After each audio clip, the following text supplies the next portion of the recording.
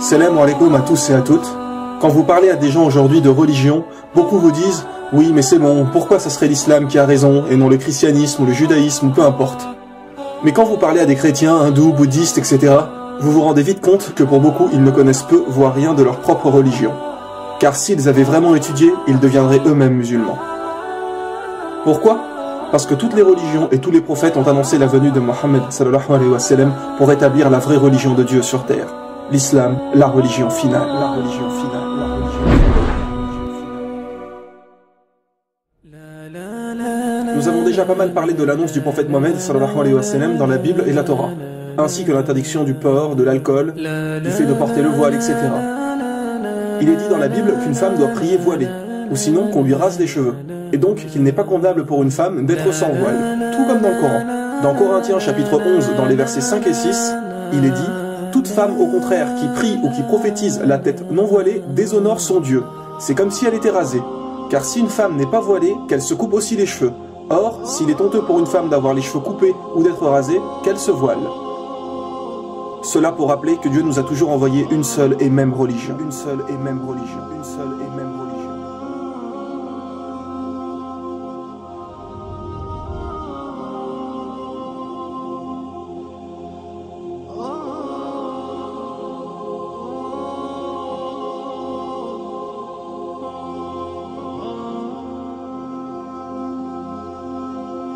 Et comme il avait été dit dans la saison 2, pour toutes les grandes religions, elles portent le nom d'un peuple ou de quelqu'un, sauf l'islam.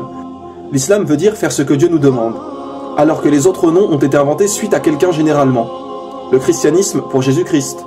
Donc quoi, avant Jésus, la religion de Dieu n'existait pas?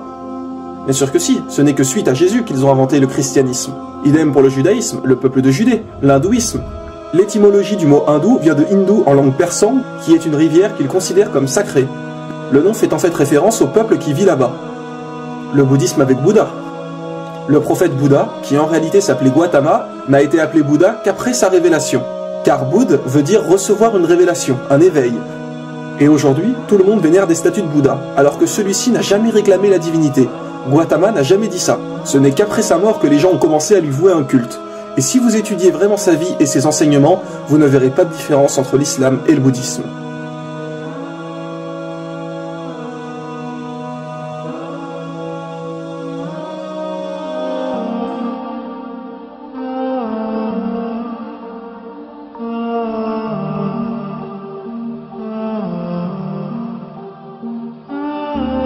Attention, nous ne disons pas que Bouddha était forcément un prophète d'Allah, car aucun verset du Coran ou hadith mentionne son nom comme prophète. Et tant qu'il n'y a pas un texte du Coran ou un hadith pour confirmer quelque chose, nous ne pouvons être sûrs à 100%. Seulement, nous savons qu'un jour, on a interrogé le prophète Mohammed sallallahu alayhi wa sallam sur le nombre de prophètes, et il a répondu 124 000 prophètes et 315 messagers. Alors maintenant, quelle est la différence entre un prophète et un messager ? Un prophète est quelqu'un qui a reçu une révélation, mais qui n'a pas forcément transmis un message. Par exemple, Mohammed sallallahu alayhi wa sallam était un prophète et messager, puisqu'il a reçu une révélation et nous a également transmis le Coran. Idem pour Moïse, qui nous a donné la Torah. Mais un prophète n'est pas forcément un messager. Dieu peut simplement lui parler et lui donner des commandements, sans lui donner un livre à transmettre à son peuple. Mais Allah a dit dans le Coran, à chaque communauté un prophète. Ce qui est bien évidemment juste. Allah n'a jamais laissé une seule communauté sans prophète. Donc peu importe où sur terre et à quelle époque, chaque communauté a eu un prophète pour les guider, ce qui explique le nombre de 124 000 prophètes.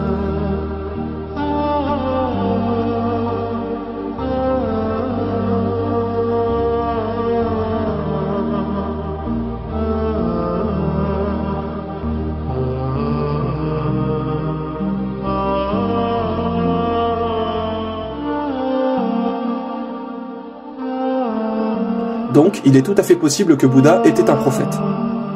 Dans les livres hindous, il est également dit qu'il n'y a qu'un Dieu unique.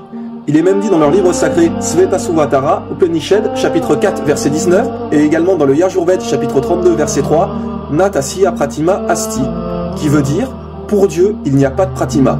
Pratima signifie image, représentation, idole, etc. Donc pour Dieu, il n'y a pas de représentation, d'idole, d'image, de statue, de photo ou peu importe. On ne représente pas Dieu. Ce n'est encore une fois que des inventions des humains de prier devant les statues et de vénérer des idoles, comme pour Jésus. Il est dit dans la Bible, Exode chapitre 20, versets 3 à 5, « Tu n'auras pas d'autre Dieu devant ma face, tu ne feras point d'image taillée, ni de représentation quelconque des choses qui sont en haut dans les cieux, qui sont en bas sur la terre, et qui sont dans les eaux plus bas que la terre. Et attention, écoutez bien, il est aussi mentionné, tu ne te prosterneras point devant elle. Oui, il est bien dit, tu ne te prosterneras point devant elle. Alors comment se fait-il que les gens dans les églises prient devant des statues de Jésus crucifié, que l'on voit des portraits de Marie tenant Jésus dans ses mains partout? Que les gens prient sur Marie et sur Jésus sur la croix? Parce qu'encore une fois, les gens n'ont aucune connaissance des livres et ne suivent que ce qu'on leur a dit. Mais dites-moi, qui a reçu une révélation, les commandements de Dieu? Ce sont les prophètes?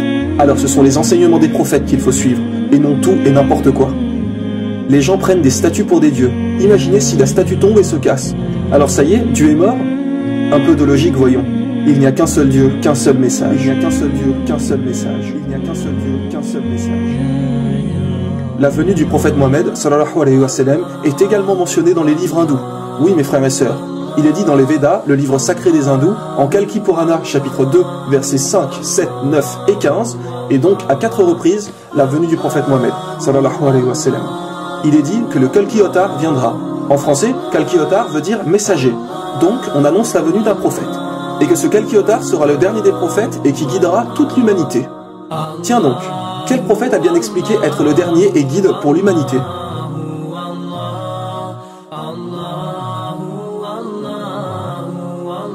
Il est dit que le nom du père de ce prophète serait Vishnuash, qui veut dire serviteur de Dieu. Bien évidemment, il parlait la langue hindoue.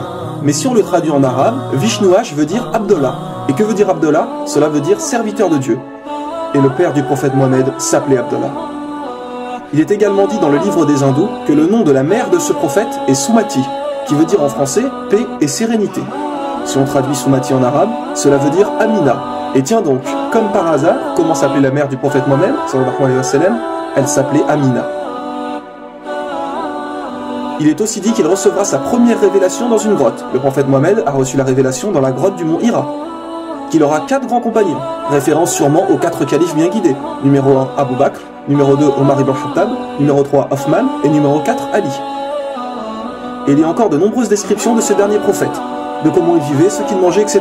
Comme par exemple, il est dit qu'il mangeait des dattes et des olives, nourriture plus que courante à l'époque du prophète Mohammed en Arabie Saoudite. Il est dit que celui-ci sera né dans une noble et respectée dynastie de son pays, et nous savons qu'il est de la famille des dirigeants de la Mecque qui sont les Quraysh. Mais que faut-il de plus pour comprendre? Pour ceux qui disent que les hindous pensent que ce prophète annoncé n'est pas encore venu, sachez qu'il est mentionné que ce prophète mènera des batailles au sabre, à l'arc et qu'il aura des chevaux. Alors qu'à notre époque, les batailles sont plus avec des armes à feu, avions, chars, etc. Alors mes frères et sœurs, vraiment, que faut-il de plus pour comprendre? Mohammed sallallahu alayhi wa sallam a été annoncé, et il faut le suivre.